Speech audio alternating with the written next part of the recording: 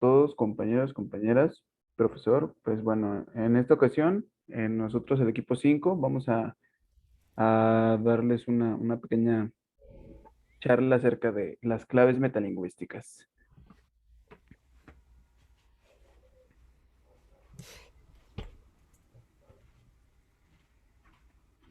Bueno, para comenzar, una de las muchas claves que vamos a ver el día de hoy, empezaremos con lo que es la interacción.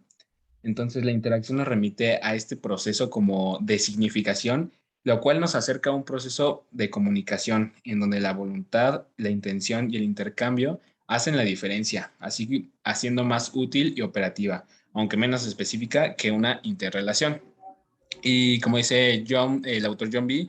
Thompson, dice que ha considerado tres tipos de interacción, la cual es la cara a cara, la mediática y casi interacción mediática, de la cual de estas, la tercera es la que nos interesa particularmente, ya que tiene como objeto de estudio involucrar los medios masivos a los que hacemos ilusión, como la televisión, cine, libros y entre otros.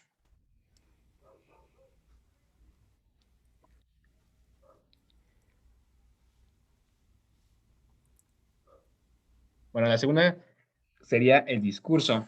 Entonces, el discurso implica una producción simbólica y significa que, bueno, más que nada dice que implica una producción simbólica y sígnica que se genera y circula, más que nada que consume estos contextos, se podría decir, y tiempos concretos, que posibilita la interacción y la interrelación de los sujetos en sus dinámicas socioculturas con base a los variados sistemas semióticos, recursos y de procedimientos.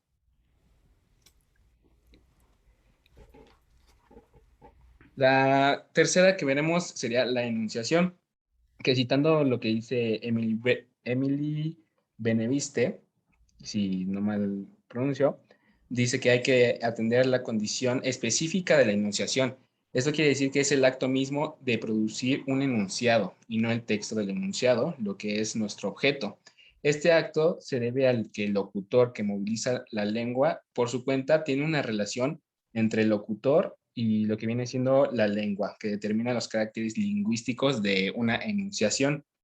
La enunciación en sí supone la conversión individual de la lengua en el discurso. En la enunciación consideramos sucesivamente el acto mismo de las situaciones donde se realiza y los instrumentos que se consumen.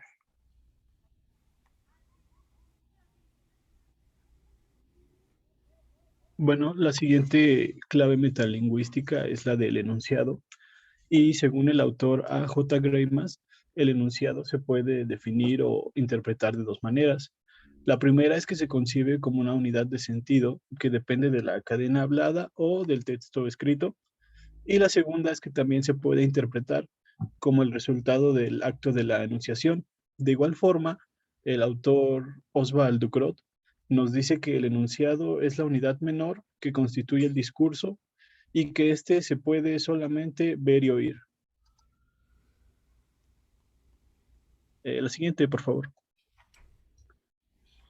Antes de revisar los conceptos de enunciado y frase, es necesario mencionar que para todas las personas interesadas en analizar y reflexionar sobre el discurso, es indispensable establecer las diferencias entre estas dos categorías.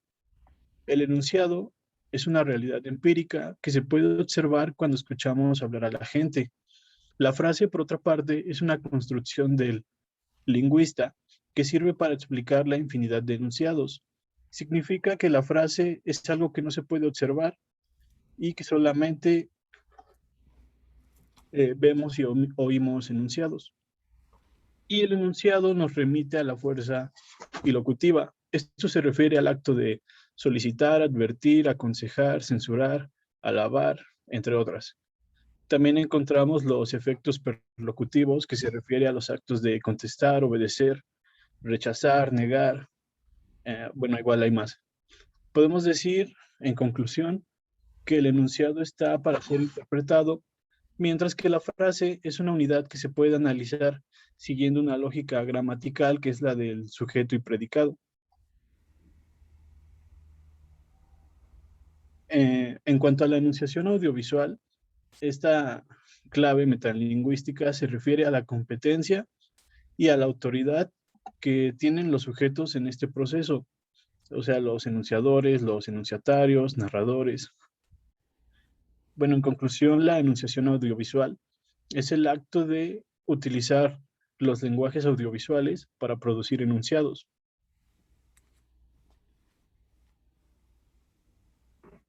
Ahora, pasando a la parte del texto y el discurso. Aquí planteamos una pregunta bueno, dice, ¿qué significa el texto y el discurso según Greimas y Cortés? Que, bueno, menciona que los dos términos, es decir, texto y discurso, pueden ser indiferentemente aplicados para designar el eje sintagmático de las semióticas no lingüísticas. Es decir, un ritual, un ballet, como los puse ahí bueno, los pusimos en las ilustraciones, pueden ser considerados como un texto o un discurso. En claves semióticas de la televisión, 113, tal caso, la semiótica textual no se distingue en principio de la semiótica discursiva.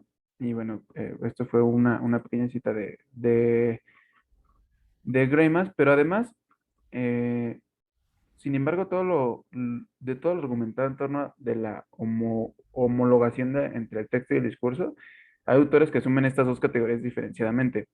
Por ponerles un ejemplo, Oscar Quesada, que es un semiótico peruano, manifiesta que lo que tienen en común texto y discurso es el sentido, más lo que los diferencia es su modo de existencia, puesto que el texto se sostiene en un soporte material concreto que queda fijado en algún tipo de documento, como puede ser la Constitución, se me ocurre en este momento.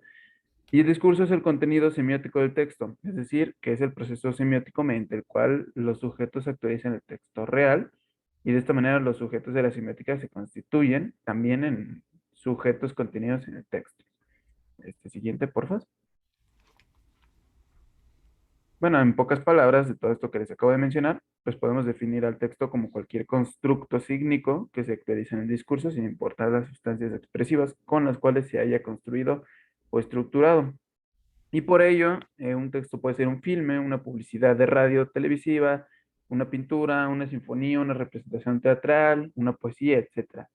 Como aquí se los ilustramos con algunos ejemplos, que bueno, aquí pues está una publicidad de este refresco de naranja que se llama Fanta, una pintura, el teatro, el radio, y bueno, pues decidimos ejemplificarlo con un video que le vamos a presentar en la siguiente diapositiva. Es un video de 1 minuto, que es una publicidad de Monterrey, de una cadena de comida que se llama Pizza de Prisa, que bueno, hicieron un tema musical mezclado con rap. Entonces incluye uno de estos elementos que les mencioné anteriormente, que bueno, se los van a presentar. Tal vez no, bueno, da igual, siéntense, la canción ya empezó. La historia trata de un joven y su grupo de amigos que empezaron a escuchar ruidos de sus ombligos. No traían tanta feria, yo les dije no hay becos, no es un lugar donde nada más pagas lo que es. No te picarán los ojos y vas a salir bien lleno. Tienen ricos ingredientes y quesitos del bueno. Tomando la ubican, de que con la clica, cáiganle deprisa, que la neta están ricas. Pizza de prisa, no engorda pero llena. La única pizza mexicana que vale la pena. Pizza de prisa, pizza de prisa.